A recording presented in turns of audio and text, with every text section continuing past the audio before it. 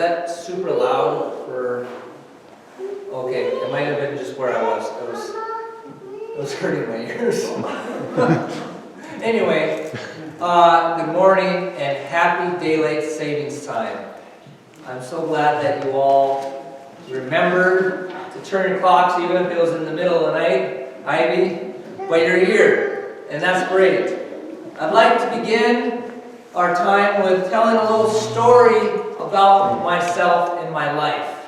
As you are all well aware, we are expecting our second child in June. Yes. And as such, the equinox that we have is we've come to the understanding that it's going to be a little cramped with a fourth individual in the vehicle. And so we are preferring not to be packed in like sardines. So we have proceeded to look for a new vehicle. And so we've been kind of shopping, hunting, etc. for the last month and a half or so. And as hard as it might sound, between Emily and I, we are not pulling in six figures income-wise. I know it's weird for a janitor and a paraprofessional not to be having six figures, but it's true. We don't. Anyway, be that as it may, it has been one of those things where I have found myself saying, if only. Because 96% of the time in our lives, we live content, we live within our means.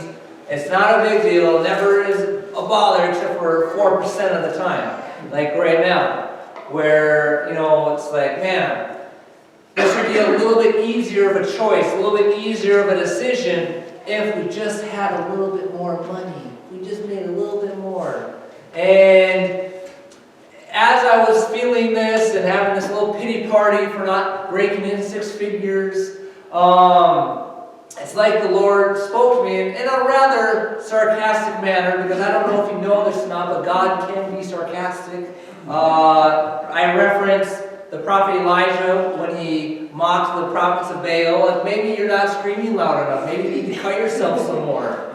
So God can be sarcastic. And he spoke to me in a very sarcastic manner as I was having this pity party. It's like he said, oh yeah, that's right, because having more money is going to fix everything for you. Ooh, that was a little gut check, so thanks God for that. So as I share that, I of course am alluding to what we're talking about this morning. Chasing carrots, the endless pursuit of more. Now, when you think of this notion of chasing carrots, endless pursuit of more, I'm sure there's a thing or two that comes to mind, but for me what comes to mind is any animal, a pig, a donkey, a hamster, and there's this carrot right in front of them that's like, oh, I want that carrot, so it motivates them to keep moving. All the time, it never occurs to them that, hey, why haven't I got this carrot? It's been in front of me this whole time. There's something going on here. And so it never occurs to them that they're never actually going to get it. And to put that into the here and now in our lives, there are a lot of things and circumstances out there that are like chasing carrots for us. In various circumstances, we can make ourselves into a real donkey, if you will, chasing these so-called carrots in an endless pursuit of more.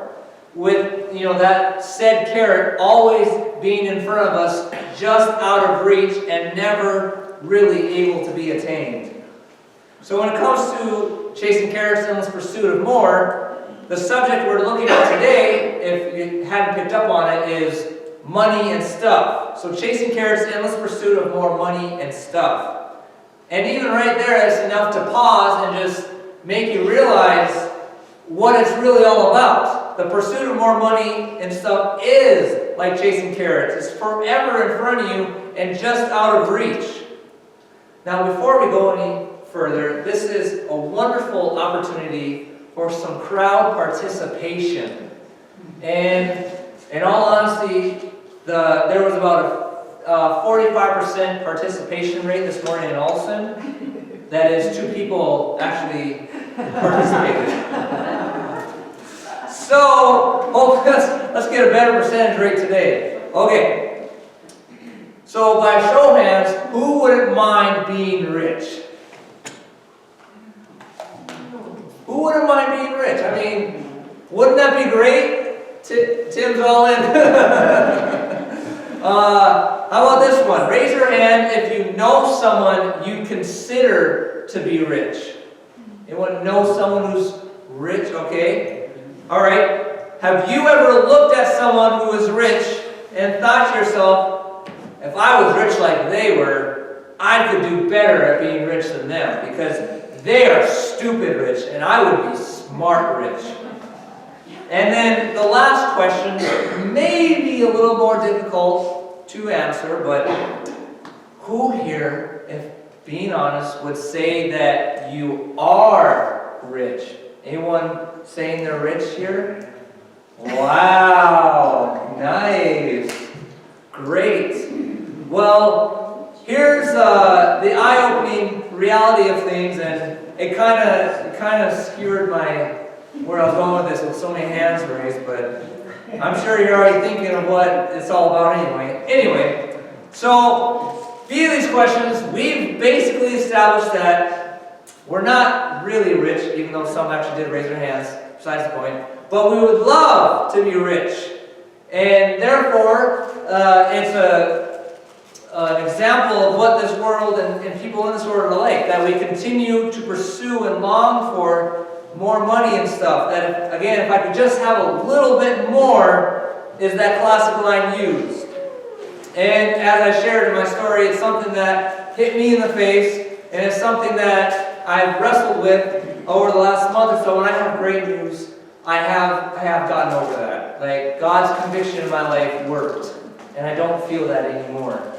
But this is just kind of something that came from that time anyway. So, there was some research done and a poll made to find out this question of what is rich. In other words, if you want to be rich, at what point will you know you're actually rich? When do you cross that line and you have enough money and stuff where you say, all right, I've done it. I've made it to the top, I am rich. Well, here's what they found. The responses varied depending on where someone's income was. For those who made $30,000, they thought to be rich would be making $74,000. And someone who made $50,000 thought if they made $100,000, they'd be rich. But here's the interesting part about their findings. Yeah, so the one who had $30,000 said that they'd be rich if they had $74,000. But someone who had $40,000 would actually say, well, I mean, you think that that's what being rich is, but I'm here right now and I'm here to tell you that's not being rich. If you want to be rich, you need twice of what I have. And then, again, with the 50,000 person, someone at 100,000 would say to that person, hey, you think 100,000 is to be rich? Let me tell you something. You need 200,000 if you want to be rich.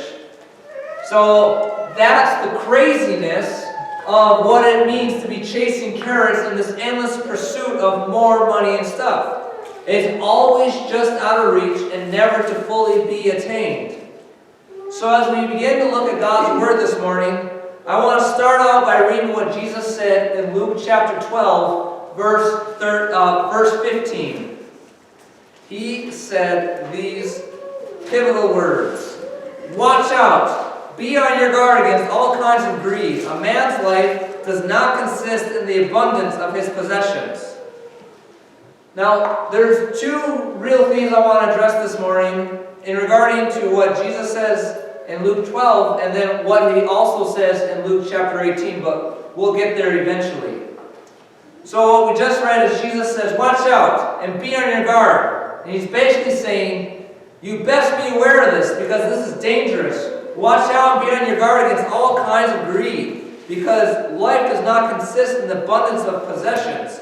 Your life, the quality of your life, is not measured by the volume of your stuff. And contrary to popular belief, and especially to what culture would want you to say and what culture would shout at you to say. Because, of course, this message we get from culture is that what you don't have is what you need to be happy and fulfilled in life. What you don't have is what you need. You need more, you need this, you need that. And if you could just finally get that one thing that you don't have, that's what's missing in your life. Now, the best example that I can think of when it comes to this and what our culture would say to us is Christmas time. Namely, car commercials. Because it's not the rich they're trying to portray in these commercials. It's the middle class American they're trying to portray. And here's how we know it's what they're wanting to shout at us. Hey, you need this car because it's super unrealistic. Just think about it. It's like this husband, the car pulls up, the wife comes out, and the husband's like, hey honey, as a gift this year, I made a huge financial decision without your approval. Just increase our debt by another 50 grand, and you'll want to have a second job. So Merry Christmas. No, it's ridiculous. And that's why Jesus says, be on your guard. And not only that, Jesus illustrates that with a story from verses 16 to 21. He says, the ground of a certain rich man produced a good crop. He thought to himself, what shall I do? I have no place to store my crops. Then he said, this is what I'll do. I will tear down my barns and build bigger ones, and there I will store all my grain and my goods. And I'll say to myself, you have plenty of good things laid up for many years. Take life easy, eat, drink, and be merry. But God said to him, you fool, this very night your life will be demanded from you. Then you will get what you've prepared for yourself. And this is how it will be with anyone who stores up things for himself but is not rich towards God. So this guy, he's obviously a farmer. And he was a rich farmer because of the great harvest he had. And so here he is, he's thinking to himself, wow, I have all this crop. I just have so much, I don't know what to do with it. And so he's thinking about, like, oh, I know what I'll do. I'll just tear down what I have and bigger stuff so that I can store it all, and then I can just have it all to myself, and I won't have to worry about life ever again. But then God says, hey, listen, buddy, what you think is going to be yours is not going to be yours anymore, and you're going to die tonight. But here's the interesting thing that can be overlooked in this passage. God wasn't mad at the man for being rich. I mean, think about it. He was a farmer. Who made him rich? God did. God's the one who blessed his harvest. So God was quite all right with him being rich. However, God was disappointed in the guy because he wasn't rich towards God. He thought that his riches were his alone to store up and not honor the Lord and bless him with it. So there's some good news and some bad news. If I were to ask you what one would you like to hear first, what would you say? Would you rather hear good news or bad news first? Bad. Well, we're going to say good news because that's how it falls into my sermon more. Good news. Okay, well you got it, Chris. Good news. So the good news is, I know it's going to be hard to believe, but the good news is we are all actually rich. Isn't that great? I mean, there were a select few that said, hey, I am rich. And so we're right with you after all. So we are rich. However, it probably doesn't necessarily feel like it. But a little bit of perspective will show us that we are in fact rich. Take, for example, the 3 billion or so people around the world that live on $2 a day. I mean, the reality is, if we haven't already today, probably before the day is out or even tomorrow's done, we will have spent $2 without even thinking about it. Yesterday I came home from Bismarck and I spent $6 on 2 coffees. And I spent $4 on a pizza at a gas station. It never even crossed my mind that, hey, maybe I should just I'm at Lakota. Maybe I should just wait until I get home to have food that's there instead of spending $4. I was like, no, I'm hungry now. I want this pizza. Because hot stuff pizza is great pizza. That's one thing I wish Farmers Union Pizza did is that they would put more sauce on their pizza. Preach it. That's what I'm saying. Like that's what makes hot stuff pizza so good. And actually, fun fact, one time I literally asked for a cents gift card so I could eat hot stuff pizza for free for Christmas. And I got one. It was beautiful. Anyway, I digress. So, this whole notion of the endless pursuit, chasing the carrot of wealth, it truly is about perspective. Remember that poll that was done? It didn't matter where someone was. They didn't think they were rich until they had at least twice as much as what they already had. That's what it was for them to be rich. And then the people at those levels said, oh, no, that's not rich at all. You need to have more than what I have. And so compare that to the 3 billion people around the world who have no choice but to live on $2 a day. We are rich. Now here's an interesting fact about life.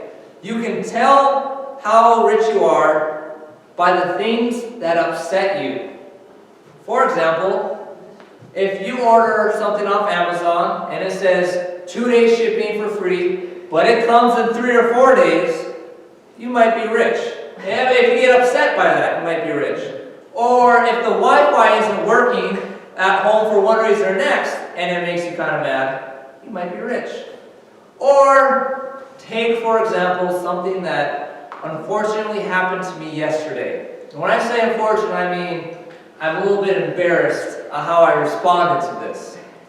If you're at a restaurant and your meal comes and it's not how you ordered it, and you get a little bent out of shape, you might be rich. And this is what I'm telling you about happened yesterday. I was at Crackle Barrel. I got a meal that had 3 pancakes, some eggs, and some bacon. And I was at a table that had like 11 or 12 other people there. And so it was a huge order. And so our food comes probably like 45 minutes later, because again, it's a huge order. And I get my bacon, I get my eggs, but I don't got my pancakes. And I wanted my pancakes, so I ordered them. And the waitress says, oh yeah, your pancakes. Well, I'll get them going right away on that. And about 5 minutes later, here come my pancakes. However, it's 2 pancakes instead of 1 pancake. And I was like, but my pancakes, I don't have all my pancakes. And she's like, oh, well, I didn't like get mad at her per se. I was maybe a little bit passive aggressive, but I didn't like shout at her. And she's like, okay, well, they forgot 1 pancake. I'll make sure they get it on. Well, I ate my pancakes, not fast, but I was hungry, so I ate not slow. And by the time the check came, I didn't have my 3rd pancake. And I was like, I think she asked, hey, is everything okay? I was like, yeah, but I didn't get my 3rd pancake. Oh, you still want it? You want to go? I was like, no, it's fine. I don't need that pancake. And I felt I was justified in my actions, and I wasn't, but I felt it, and I was like, you know what? I didn't get my 3rd pancake. I'm not leaving a tip for this waitress. And so I felt justified to the point where I told Emily, and she rightfully scolded me and ripped into me for not leaving a tip, and gave me $5 and said, hey, put this on a table. You should not be not leaving a tip. And I was like, okay. And so the moral of the story is I am rich because I can complain about getting 2 pancakes instead of 3. But I shouldn't have. Anyway, so again, you can tell often how rich we are by what bothers us. We're able to play any song we want. We can upload any sort of video to any media outlet. None of us have to spend our time wondering day to day where our next meal is going to come from. The good news is that we are rich. And if we're going to admit the fact that compared to a vast amount of people around the world, that God truly has blessed us and we are rich, then it's important that we strive to be good at being rich. That we strive to be rich in a way that honors God. And that doesn't take what He's blessed us with for granted. So that's the good news. Now it's time for the bad news. And the bad news is that we are rich. And you might be saying, hey, I thought it's good news to be rich. Why is it bad news? Well, it's bad news because being rich puts us at a spiritual disadvantage. And you may not think of it as that, but as we'll see very shortly in Luke chapter 18, it truly can be a disadvantage. This, of course, is the parable of the rich young ruler. And this is what Jesus says in Luke 18, starting with verse 18. A certain ruler asked him, "Good teacher, what must I do to inherit eternal life?" "Why do you call me good?" Jesus answered. "No one is good except God alone. You know the commandments: do not commit adultery, do not murder, do not steal, do not give false testimony, honor your father and mother. All these things I have kept since I was a boy," he said. When Jesus heard this, he said to him, "You still lack one thing. Sell everything you have and give to the poor, and you will have treasure in heaven. Then come, follow me." When he heard this, he became very sad because he was a man of great wealth. Jesus looked at him and said, "How hard it is for the rich to enter the kingdom of God. Indeed, it is easier for a camel to go through the eye of a needle than for a rich man to enter the kingdom of God."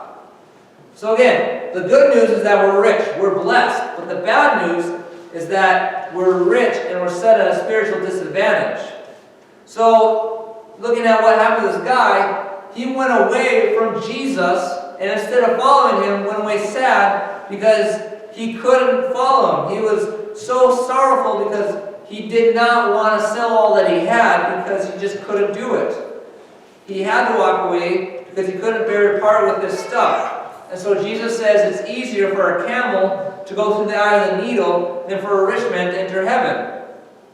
Being rich gives a spiritual disadvantage because it blinds us to what really matters.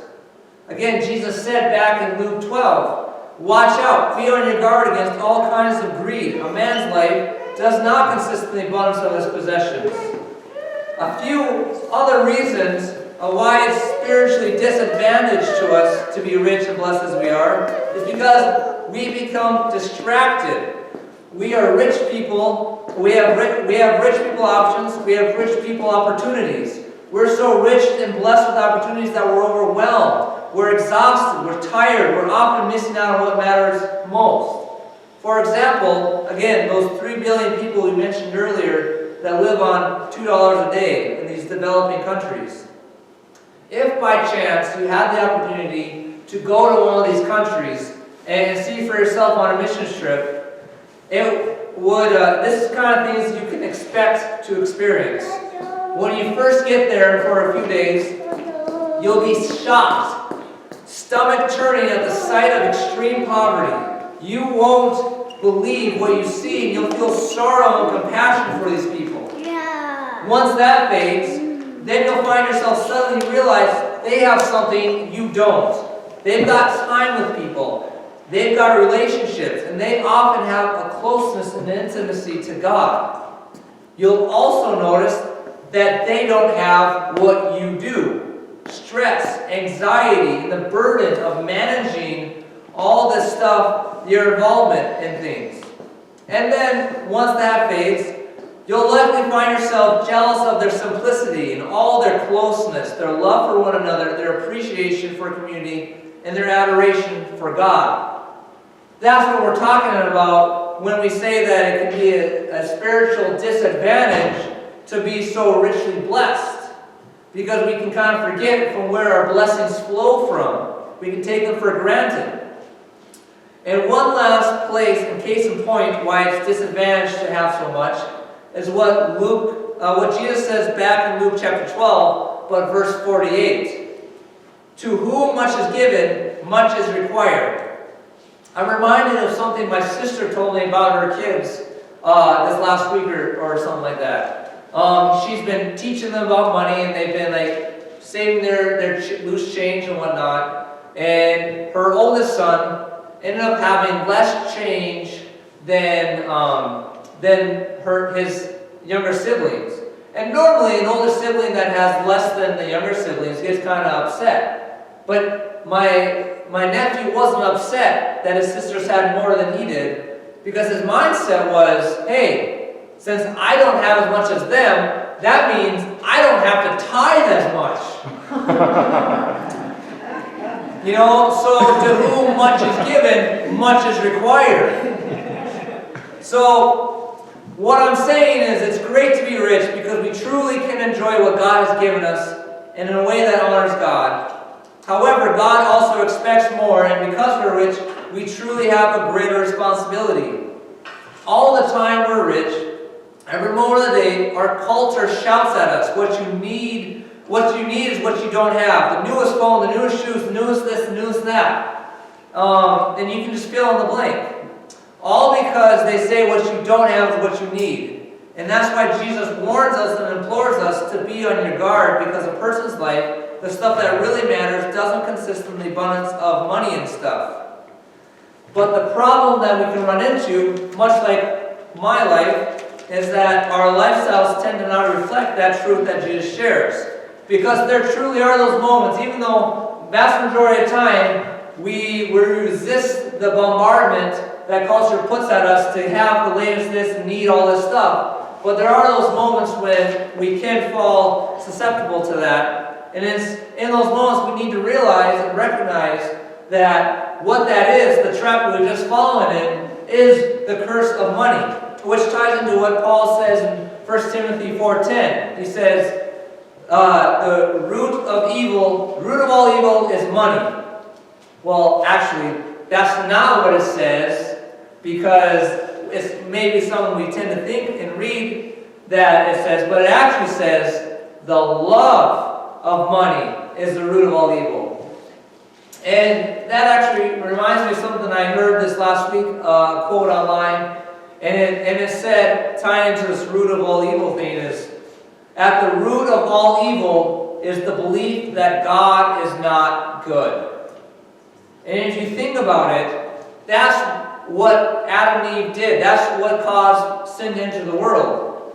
They thought they were given access to 99.9% of the garden, and they thought because they didn't have access to 0.01% that God was not good, that God was holding out, and that they deserved 100% full access.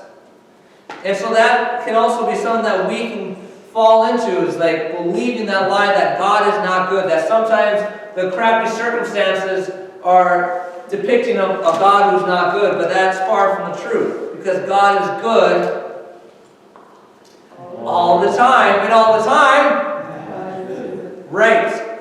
So I hope that as we've been sharing this morning, that realization has become more true for you, that more money and more things aren't going to do the things we think they'll do, or that we want them to do, or even that we hope they will do. I want to share this quote from comedian and actor Jim Carrey. He says, "I hope everyone can get rich and famous, and so that they will know it's not the answer." And here's what's so interesting about this. Here's a guy who's rich and famous and is telling everyone, hey, I hope you get what you're wanting, that you think you desire, the rich and the fame. And I hope you get that so that you realize, like I realize, that it's not the answer. We don't need more money. We don't need more stuff. What we need is more Jesus. Jesus is the only thing that meets the needs and fills the void we're trying to fill with the money and the stuff. So as we wrap things up, what do we do with this information? We've addressed how the endless pursuit of money and stuff is like chasing carrots, something we'll never truly achieve as we strive to chase after them, that they'll forever be out of our reach, never to be attained. We've looked at the good and bad news of being blessed and rich as we are by God. Good because of truly how much the Lord's blessed us, but bad because how it can be something we take for granted. Well, so what do we do with that? I mean, if we don't do anything, this was just me giving an informative speech on how chasing after money and stuff is like chasing carrots, instead of being persuaded about watching out and being on our guard against these things. So in closing, I want to share two different scripture passages First is Philippians 4, verses 12 and 13. And secondly, it's 1 Timothy 6, 17 through 20. So, in regards to Philippians 4, if the problem with chasing carrots and the endless pursuit of more money and stuff is summed up by if I just had more, then the solution to that problem can be found in Philippians 4, where Paul says, I know what it is to be in need, and I know what it is to have plenty. I have learned the secret of being content in every circumstance, whether well-fed or hungry, whether living in plenty or in want, that I can do everything through Him who gives me strength. So being content in all things through Christ who gives us strength is the antidote to chasing the carrots and having that endless pursuit of more.